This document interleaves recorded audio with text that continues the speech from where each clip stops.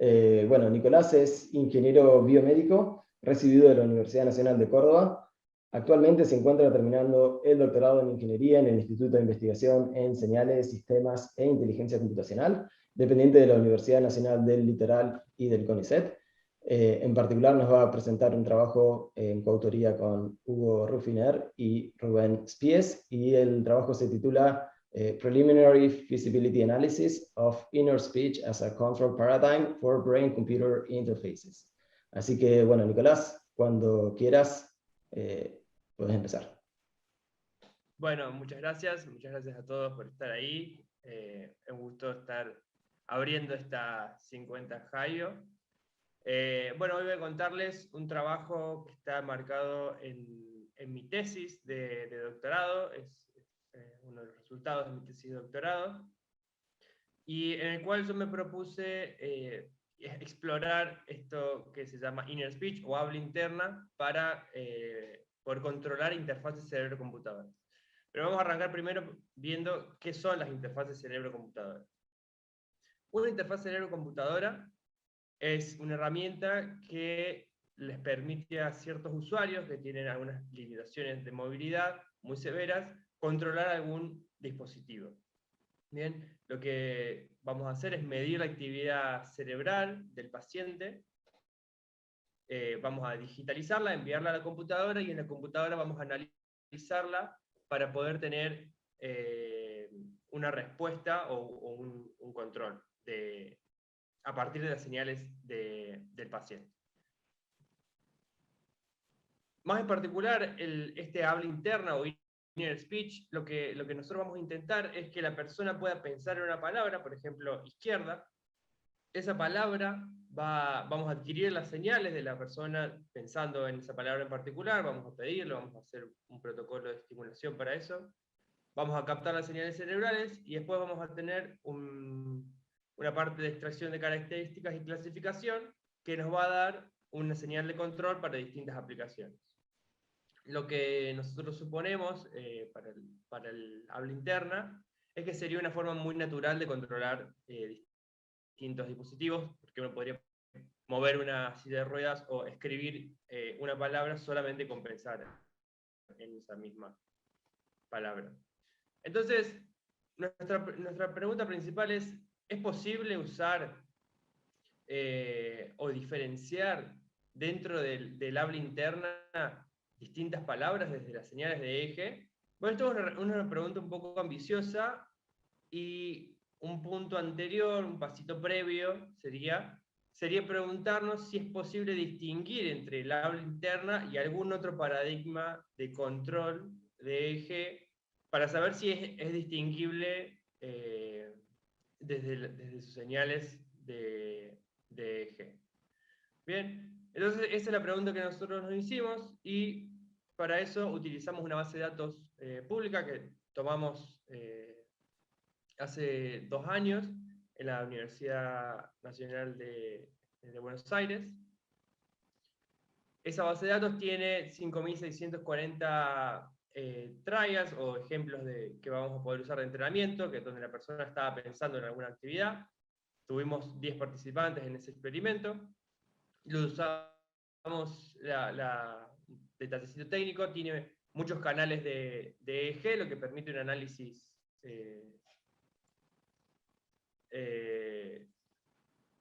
espacial bastante bueno en cuanto a los canales. La base de datos está, la adquirimos en 3 paradigmas distintos, eso es lo que les dije recién, que es inner speech o habla interna. También le pedimos a los participantes que hagan una condición pronunciada y una condición visualizada. Ahora ya les voy a contar qué es cada una de estas. Y dentro de cada una de esas clases, de esos paradigmas, le pedimos 4 clases que no los vamos a usar en este momento, pero fue que las personas piensen en arriba, abajo, derecha e izquierda. Esto por ahora no lo vamos a usar. Lo que vamos a querer diferenciar en este trabajo es entre los 3 paradigmas, las señales de los 3 paradigmas de inner speech, pronounced speech y visualized condition. Bueno, ¿qué es el inner speech? El inner speech es un poco difícil de definir, hay toda una ambigüedad en el uso en la comunidad, pero desde la definición más psicológica y más usada, el inner speech es escuchar, es la actividad que es escuchar la propia voz, y a lo cual nosotros le pedimos a nuestros participantes que escuchen a su propia voz interna, dando una dirección, una instrucción directa a la computadora, como quien piensa dar una orden en voz baja o en voz silenciosa. Un punto importante es que nosotros le pedimos explícitamente que no imaginen la articulación del movimiento de cada palabra, que eso es otro paradigma muy relacionado, que se llama habla imaginada, donde los gestos motores son lo más importante. Nosotros quisimos encontrar algo que sería un poquito más natural en el control, que sería directamente pensar en dar una instrucción en voz baja a la computadora. El habla pronunciada es la más fácil de pedir. Directamente le pedimos que repitan las palabras que les mostramos durante 2 o 3 veces en voz alta. Y en la condición visualizada, como nuestras palabras tienen una componente espacial muy grande, les pedimos a nuestros pacientes que intenten mover un punto central con la mente, como quien quisiera mover un punto solamente con pensar en que el punto se está moviendo para la derecha o para la izquierda. Pensar en moverlo con la mente. Estos claramente son algunos paradigmas que todavía no hay mucha información, si son posibles usarlos o si no, qué actividades cerebrales recluta o qué centros neuronales recluta cada uno de estos paradigmas o de estas actividades mentales. Entonces es todavía un campo que no está del todo explorado. Y por eso propusimos este trabajo, donde lo primero que hicimos fue saber si era posible diferenciar las señales dentro de estos, no dentro de estos paradigmas, sino entre estos paradigmas. Si las señales de inner speech pueden ser diferenciadas de las de visualized condition y de pronounced speech. Bueno, les cuento un poquito de las señales de EEG, que van a ser nuestro input en el pipeline de clasificación. Así estaban las señales cuando las adquirimos, hicimos una referencia que ayuda a eliminar señales comunes o ruido de línea, actividad basal del cuerpo. Un filtro bastante amplio de 0 a 100 Hz, más un notch en 50 Hz para eliminar el ruido de línea. Este filtro tan amplio nosotros lo pensamos para que si había usuarios futuros que necesitaban usar estos datos, lo puedan hacer libremente y puedan aplicar filtros todavía más estrictos. Y luego utilizamos un Independent Component Analysis, ICA, para remover o intentar extraer la mayor cantidad de blinks, que son parpadeos, y actividad muscular, sobre todo en el paradigma de habla pronunciada.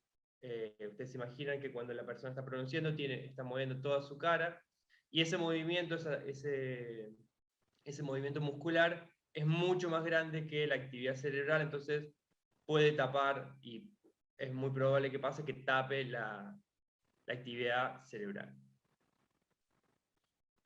Bueno, para encontrar nuestras features, o para sacar nuestras features, adquirir nuestras features finales de la señal de EEG, que va a ser nuestro input, la filtramos en 6 bandas, que son bandas de frecuencias de EEG, son bandas conocidas en el EEG, en el análisis de EEG, que están relacionadas generalmente con algunas actividades distintas. Las bandas son rangos de frecuencia, las bandas delta, teta, alfa. Existe una banda beta, que nosotros la dividimos en 2 por razones prácticas, y una banda gamma. Luego utilizamos un filtro Common Spatial Patterns, o CSP, que es muy utilizado en la comunidad, y es un filtro espacial que permite diferenciar lo mayor posible la actividad de cada uno de estos paradigmas desde la parte espacial. Este filtro CSP nos va a devolver 6 filtros espaciales, bien digo, donde nosotros proyectamos nuestras señales ya filtradas en en frecuencia a estos filtros espaciales y tomamos la potencia promedio de estas señales, y entonces obtuvimos un espacio de features de 36, que fueron 6 filtros espaciales por cada una de las 6 bandas de frecuencia. Bueno, para la parte de clasificación utilizamos External Learning Machines. Las External Learning Machines son muy similares a un perceptrón multicapa, tienen una capa de input, una capa oculta y una capa de salida. ¿Cuál es la particularidad de estas External Learning Machines? Lo primero es que los pesos de entrada, W, que conectan la capa de entrada con la capa oculta, son seteados de forma aleatoria y nunca se vuelven a reentrenar. Otra de las particularidades es que la solución, los pesos de salida que conectan la capa oculta con la capa de salida, digo, se obtienen de forma analítica por la pseudo inversa de Moon-Penrose. Bueno, ¿por qué usar estas LMs y no usar un perceptrón multicapa? Bueno, las LM son extremadamente rápidas, de aquí el nombre que su autor les puso. Para entrenarse nos permite hacer análisis exploratorios rápidos, que era un poco el fin de este trabajo, poder encontrar alguna diferencia de estos paradigmas con un análisis rápido. Tiene una buena capacidad de generalización, permiten también agregar una regularización y continuar con una solución analítica, y tienen un único parámetro para hipertunear, que es el número de neuronas internas en la capa oculta. Bien, estas Extreme Learning Machines son utilizadas para esta misma tarea de clasificar señales de EEG en la comunidad. Y nosotros hace muy poquito, recién salido del horno, presentamos un trabajo específicamente diseñado para clasificar o para usar External Learning Machine en este contexto de señales de EEG y cómo poder tratarlas de mejor forma. Entonces, usamos esta técnica de External Learning Machine que propusimos nosotros, que se llama Relevant Space Pruning, para la clasificación. Entonces, teníamos nuestras features de EEG, que les dije que eran 36 features de EEG. Usamos estas External Learning Machine regularizadas, más esta forma de entrenarlas que propusimos hace poquito, de Relevant Space Pruning. Hicimos un cross-validation de 20 folds y obtuvimos una distribución de accuracies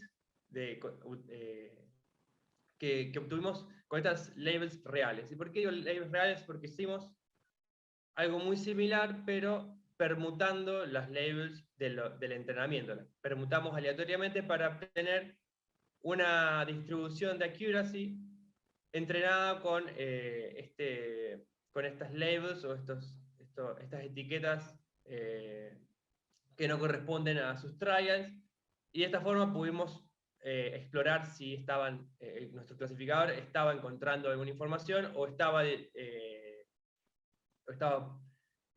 casi por chance encontrando una buena clasificación. Bien, aquí el resultado principal de este trabajo. Nosotros encontramos, tenemos en el gráfico de la derecha cada uno de nuestros sujetos o participantes.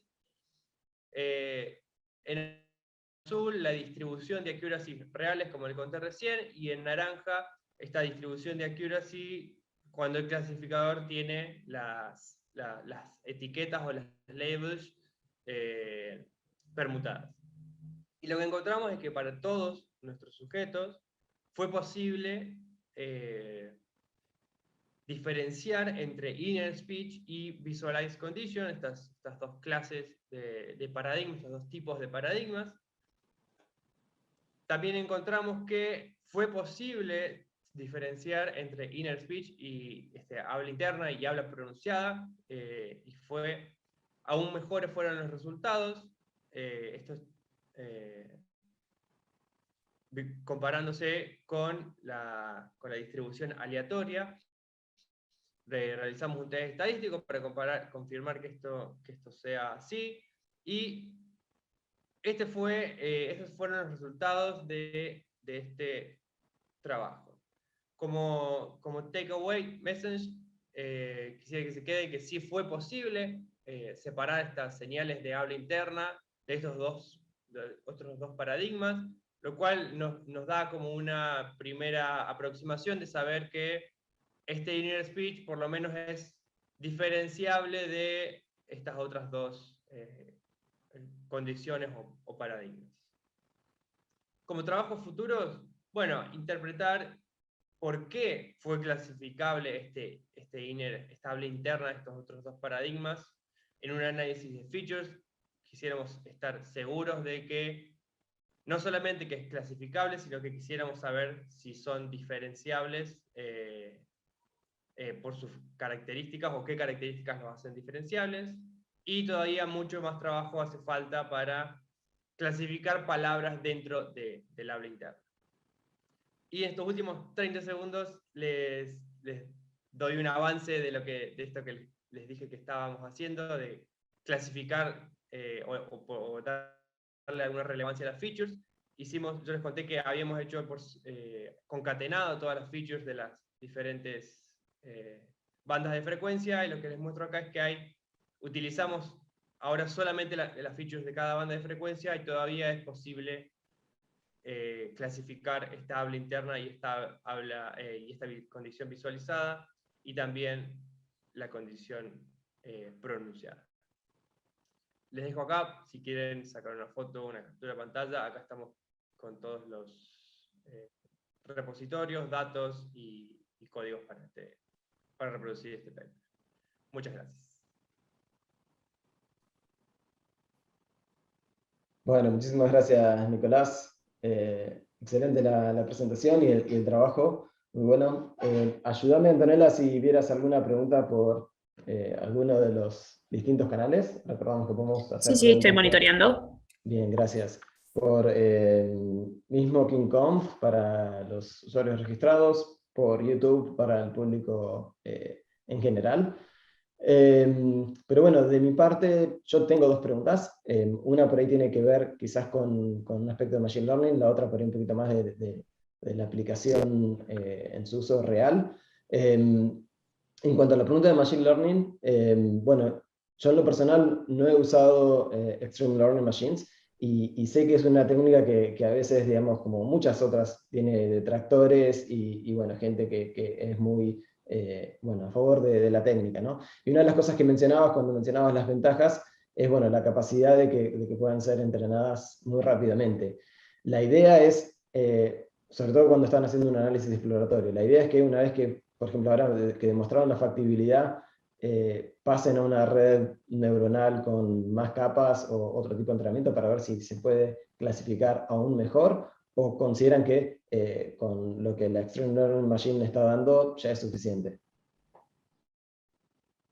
No, muy buena pregunta. Las Extreme Learning Machines, sí, es cierto que hay todo un debate en la comunidad sobre estas, incluso en el nombre y la autoría de estas mismas. No, creo que tienen una limitación también muy grande cuando los problemas se ponen por ahí un poco más complejos.